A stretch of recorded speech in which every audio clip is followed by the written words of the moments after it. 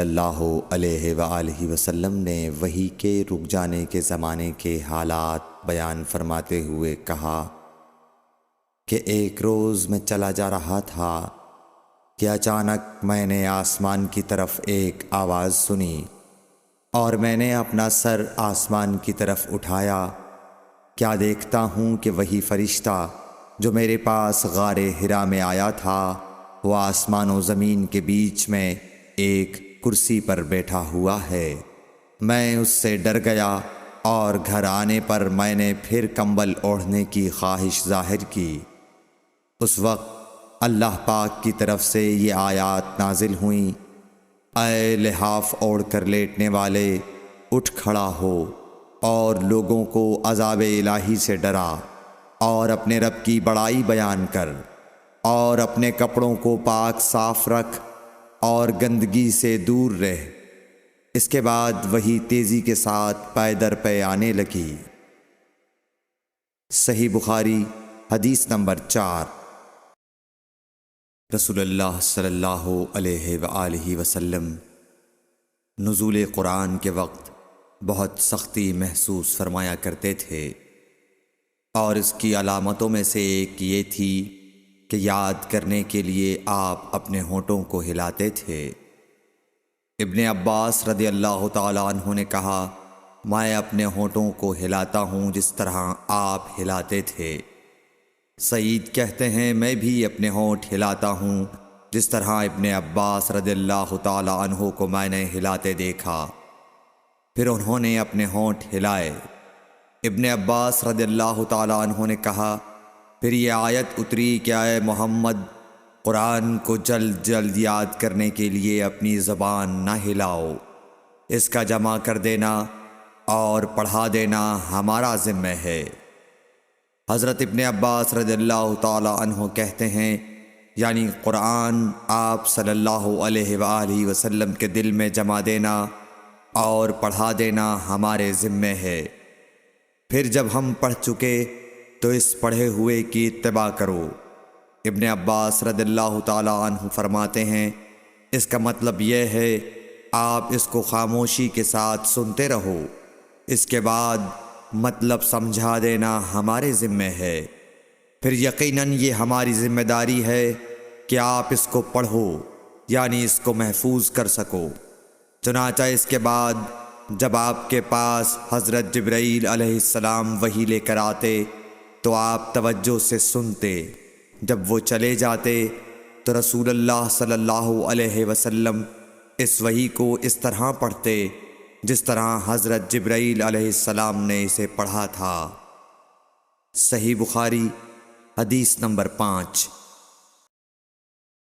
رسول اللہ صلی اللہ علیہ وآلہ وسلم سب لوگوں سے زیادہ جواد سخی تھے، اور رمضان میں دوسرے اوقات کے مقابلے میں جب جبرائیل علیہ السلام آپ صلی اللہ علیہ وآلہ وسلم سے ملتے بہت ہی زیادہ جود و کرم فرماتے۔ جبرائیل علیہ السلام رمضان کی ہر رات میں آپ صلی اللہ علیہ وآلہ وسلم سے ملاقات کرتے اور آپ کے ساتھ قرآن کا دورہ کرتے۔ غرض حضرت صلی اللہ علیہ وآلہ وسلم لوگوں کو بھلائی پہنچانے میں بارش لانے والی ہوا سے بھی زیادہ جود و کرم فرمایا کرتے تھے۔ صحیح بخاری حدیث نمبر 6۔ ہرقل شاہ روم نے قریش کے قافلے میں ایک آدمی بلانے کو بھیجا، اور اس وقت یہ لوگ تجارت کے لیے ملک شام گئے ہوئے تھے، اور یہ وہ زمانہ تھا جب رسول اللہ صلی اللہ علیہ وسلم نے قریش اور ابو سفیان سے ایک وقتی عہد کیا ہوا تھا۔ جب ابو سفیان اور دوسرے لوگ ہرقل کے پاس ایلیا پہنچے جہاں ہرقل نے دربار طلب کیا تھا، اس کے گرد روم کے بڑے بڑے لوگ، علماء، وزراء و امراء بیٹھے ہوئے تھے۔ ہرقل نے ان کو اور اپنے ترجمان کو بلوایا، پھر ان سے پوچھا کہ تم میں سے کون شخص مدعی رسالت کا زیادہ قریبی عزیز ہے؟ ابو سفیان کہتے ہیں کہ میں بول اٹھا کہ میں اس کا سب سے زیادہ قریبی رشتہ دار ہوں۔ یہ سن کر ہرقل نے حکم دیا کہ اس ابو سفیان کو میرے قریب لا کر بٹھاؤ اور اس کے ساتھیوں کو اس کی پیٹھ کے پیچھے بٹھا دو۔ پھر اپنے ترجمان سے کہا کہ ان لوگوں سے کہہ دو کہ میں ابو سفیان سے اس شخص یعنی محمد صلی اللہ علیہ وسلم کے حالات پوچھتا ہوں، اگر یہ مجھ سے کسی بات میں جھوٹ بول دے تو تم اس کا جھوٹ ظاہر کر دینا۔ ابو سفیان کا قول ہے کہ خدا کی قسم اگر مجھے یہ غیرت نہ آتی کہ یہ لوگ مجھ کو جھٹلائیں گے تو میں آپ صلی اللہ علیہ وسلم کی نسبت ضرور غلط گوئی سے کام لیتا۔ خیر، پہلی بات جو ہرقل نے مجھ سے پوچھی وہ یہ کہ اس شخص کا خاندان تم لوگوں میں کیسا ہے؟ میں نے کہا وہ تو بڑے اونچے عالی نسب والے ہیں۔ کہنے لگا اس سے پہلے بھی کسی نے تم لوگوں میں ایسی بات کہی تھی؟ میں نے کہا نہیں۔ کہنے لگا اچھا اس کے بڑوں میں کوئی بادشاہ ہوا ہے؟ میں نے کہا نہیں۔ پھر اس نے کہا بڑے لوگوں نے اس کی پیروی اختیار کی ہے یا کمزوروں نے؟ میں نے کہا نہیں، کمزوروں نے۔ پھر کہنے لگا اس کے تابع دار روز بڑھتے جاتے ہیں یا کوئی ساتھی پھر بھی جاتا ہے؟ میں نے کہا نہیں۔ کہنے لگا کیا اپنے اس دعوی نبوت سے پہلے کبھی کسی بھی موقع پر اس نے جھوٹ بولا ہے؟ میں نے کہا نہیں، اور اب ہماری اس سے صلح کی ایک مقررہ مدت ٹھہری ہوئی ہے، معلوم نہیں وہ اس میں کیا کرنے والا ہے۔ ابو سفیان کہتے ہیں میں اس بات کے سوا اور کوئی جھوٹ اس گفتگو میں شامل نہ کر سکا۔ ہرقل نے کہا کیا تمہاری اس سے کبھی لڑائی بھی ہوئی ہے؟ ہم نے کہا کہ ہاں۔ بولا پھر تمہاری اور اس کی جنگ کا کیا حال ہوتا ہے؟ میں نے کہا لڑائی ڈول کی طرح ہے، کبھی وہ ہم سے میدان جنگ جیت لیتے ہیں اور کبھی ہم ان سے جیت لیتے ہیں۔ ہرقل نے پوچھا وہ تمہیں کس بات کا حکم دیتا ہے؟ میں نے کہا وہ کہتا ہے کہ صرف ایک اللہ ہی کی عبادت کرو، اس کا کسی کو شریک نہ بناؤ، اور اپنے باپ دادا کی شرک کی باتیں چھوڑ دو، اور ہمیں نماز پڑھنے، سچ بولنے، پرہیزگاری اور صلہ رحمی کا حکم دیتا ہے۔ یہ سب سن کر پھر ہرقل نے اپنے ترجمان سے کہا کہ ابو سفیان سے کہہ دے کہ میں نے تم سے اس کا نسب پوچھا تو تم نے کہا کہ وہ ہم سے عالی نسب ہے، اور پیغمبر اپنی قوم میں عالی نسب ہی بھیجے جایا کرتے ہیں۔ میں نے تم سے پوچھا کہ دعوی نبوت کی یہ بات تمہارے اندر اس سے پہلے کسی اور نے بھی کہی تھی تو تم نے جواب دیا کہ نہیں۔ تب میں نے اپنے دل میں کہا کہ اگر یہ بات اس سے پہلے کسی اور نے کہی ہوتی تو میں سمجھتا کہ اس شخص نے بھی اسی بات کی تقلید کی ہے جو پہلے کہی جا چکی ہے۔ میں نے تم سے پوچھا کہ اس کے بڑوں میں کوئی بادشاہ بھی گزرا ہے تو تم نے کہا کہ نہیں۔ تو میں نے دل میں کہا کہ ان کے بزرگوں میں سے کوئی بادشاہ ہوا ہوگا تو کہہ دوں گا کہ وہ شخص اس بہانے اپنے آباء و اجداد کی بادشاہت اور ان کا ملک دوبارہ حاصل کرنا چاہتا ہے۔ اور میں نے تم سے پوچھا کہ اس بات کے کہنے یعنی پیغمبری کا دعویٰ کرنے سے پہلے تم نے کبھی اس کو دروغ گوئی کا الزام لگایا ہے؟ تم نے کہا کہ نہیں۔ تو میں نے سمجھ لیا کہ جو شخص آدمیوں کے ساتھ دروغ گوئی سے بچے وہ اللہ کے بارے میں کیسے جھوٹی بات کہہ سکتا ہے۔ اور میں نے تم سے پوچھا کہ بڑے لوگ اس کے پیرو ہوتے ہیں یا کمزور آدمی؟ تم نے کہا کمزوروں نے اس کی اتباع کی ہے۔ تو دراصل یہی لوگ پیغمبروں کے متبعین ہوتے ہیں۔ اور میں نے تم سے پوچھا کہ اس کے ساتھی بڑھ رہے ہیں یا کم ہو رہے ہیں؟ تم نے کہا کہ وہ بڑھ رہے ہیں، اور ایمان کی کیفیت یہی ہوتی ہے حتیٰ کہ وہ کامل ہو جاتا ہے۔ اور میں نے تم سے پوچھا کہ آیا کوئی شخص اس کے دین سے ناخوش ہو کر مرتد بھی ہو جاتا ہے؟ تم نے کہا نہیں۔ تو ایمان کی خاصیت بھی یہی ہے، جن کے دلوں میں اس کی مسرت رچ بس جائے وہ اس سے لوٹا نہیں کرتے۔ اور میں نے تم سے پوچھا کہ آیا وہ کبھی عہد شکنی کرتے ہیں؟ تم نے کہا نہیں۔ پیغمبروں کا یہی حال ہوتا ہے، وہ عہد کی خلاف ورزی نہیں کرتے۔ اور میں نے تم سے کہا کہ وہ تم سے کس چیز کے لیے کہتے ہیں؟ تم نے کہا کہ وہ ہمیں حکم دیتے ہیں کہ اللہ کی عبادت کرو، اس کے ساتھ کسی کو شریک نہ ٹھہراؤ، اور تمہیں بتوں کی پرستش سے روکتے ہیں، سچ بولنے اور پرہیزگاری کا حکم دیتے ہیں۔ لہٰذا اگر یہ باتیں جو تم کہہ رہے ہو سچ ہیں تو ان قریب وہ اس جگہ کا مالک ہو جائے گا کہ جہاں میرے یہ دونوں پاؤں ہیں۔ مجھے معلوم تھا کہ وہ پیغمبر آنے والا ہے، مگر مجھے یہ معلوم نہیں تھا کہ وہ تمہارے اندر ہوگا۔ اگر میں جانتا کہ اس تک پہنچ سکوں گا تو اس سے ملنے کے لیے ہر تکلیف گوارا کرتا۔ اگر میں اس کے پاس ہوتا تو اس کے پاؤں دھوتا۔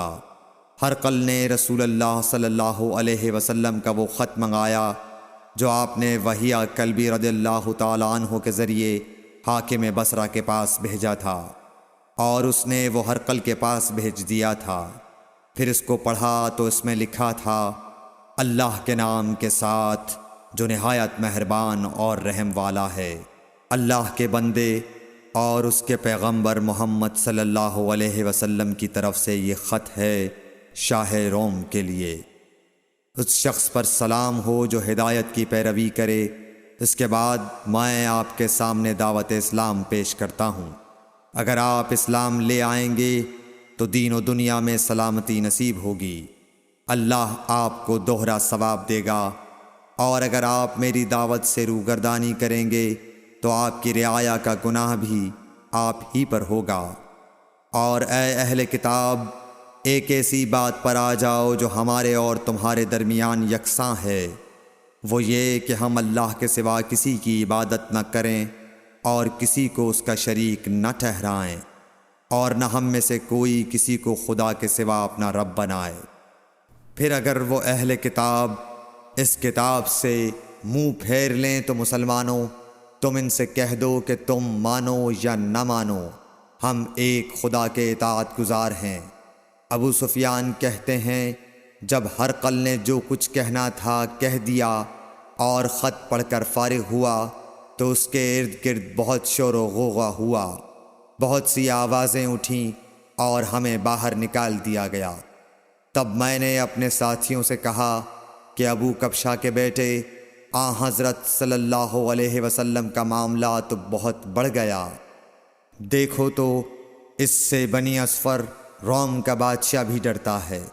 مجھے اس وقت سے اس بات کا یقین ہو گیا کہ حضور صلی اللہ علیہ وسلم ان قریب غالب ہو کر رہیں گے، حتیٰ کہ اللہ نے مجھے مسلمان کر دیا۔ راوی کا بیان ہے کہ ابن ناطور ایلیا کا حاکم ہرقل کا مصاحب اور شام کے نصارہ کا لاٹ پادری بیان کرتا تھا کہ ہرقل جب ایلیا آیا ایک دن صبح کو پریشان اٹھا تو اس کے درباریوں نے دریافت کیا کہ آج ہم آپ کی حالت بدلی ہوئی پاتے ہیں، کیا وجہ ہے؟ ابن ناطور کا بیان ہے کہ ہرقل نجومی تھا، علم نجوم میں وہ پوری مہارت رکھتا تھا۔ اس نے اپنے ہم نشینوں کو بتایا کہ میں نے آج رات ستاروں پر نظر ڈالی تو دیکھا کہ ختنہ کرنے والوں کا بادشاہ ہمارے ملک پر غالب آ گیا ہے۔ بھلا اس زمانے میں کون لوگ ختنہ کرتے ہیں؟ انہوں نے کہا کہ یہود کے سوا کوئی ختنہ نہیں کرتا، سو ان کی وجہ سے پریشان نہ ہوں۔ سلطنت کے تمام شہروں میں یہ حکم لکھ بھیجیے کہ وہاں جتنے یہودی ہوں سب قتل کر دیے جائیں۔ وہ لوگ انہی باتوں میں مشغول تھے کہ ہرقل کے پاس ایک آدمی لایا گیا جسے شاہ غسان نے بھیجا تھا۔ اس نے رسول اللہ صلی اللہ علیہ وسلم کے حالات بیان کیے۔ جب ہرقل نے سارے حالات سن لیے تو کہا کہ جا کر دیکھو وہ ختنہ کیے ہوئے ہے یا نہیں۔ انہوں نے اسے دیکھا تو بتلایا کہ وہ ختنہ کیا ہوا ہے۔ ہرقل نے جب اس شخص سے عرب کے بارے میں پوچھا تو اس نے بتلایا کہ وہ ختنہ کرتے ہیں۔ تب ہرقل نے کہا کہ یہی محمد صلی اللہ علیہ وسلم اس امت کے بادشاہ ہیں جو پیدا ہو چکے ہیں۔ پھر اس نے اپنے ایک دوست کو رومیہ خط لکھا، اور وہ بھی علم نجوم میں ہرقل کی طرح ماہر تھا۔ پھر وہاں سے ہرقل حمص چلا گیا۔ ابھی حمص سے نکلا نہیں تھا کہ کہ اس کے دوست کا خط اس کے جواب میں آ گیا۔ اس کی رائے بھی حضور صلی اللہ علیہ وسلم کے ظہور کے بارے میں ہرقل کے موافق تھی کہ محمد صلی اللہ علیہ وسلم واقعی پیغمبر ہیں۔ اس کے بعد ہرقل نے روم کے بڑے آدمیوں کو اپنے حمص کے محل میں طلب کیا اور اس کے حکم سے محل کے دروازے بند کر لیے گئے۔ پھر وہ اپنے خاص محل سے باہر آیا اور کہا، اے روم والو، کیا ہدایت اور کامیابی میں کچھ حصہ تمہارے لیے بھی ہے؟ اگر تم اپنی سلطنت کی بقا چاہتے ہو تو پھر اس نبی صلی اللہ علیہ وسلم کی بیعت کر لو اور مسلمان ہو جاؤ۔ یہ سننا تھا کہ پھر لوگ وحشی گدھوں کی طرح دروازوں کی طرف دوڑے، مگر انہیں بند پایا۔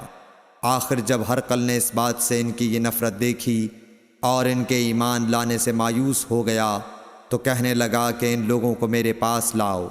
جب وہ دوبارہ آئے تو اس نے کہا، میں نے جو بات کہی تھی اس سے تمہاری دینی پختگی کی آزمائش مقصود تھی، سو وہ میں نے دیکھ لی۔ تب یہ بات سن کر وہ سب کے سب اس کے سامنے سجدے میں گر پڑے اور اس سے خوش ہو گئے۔ بالآخر ہرقل کی آخری حالت یہی رہی۔ صحیح بخاری حدیث نمبر 7۔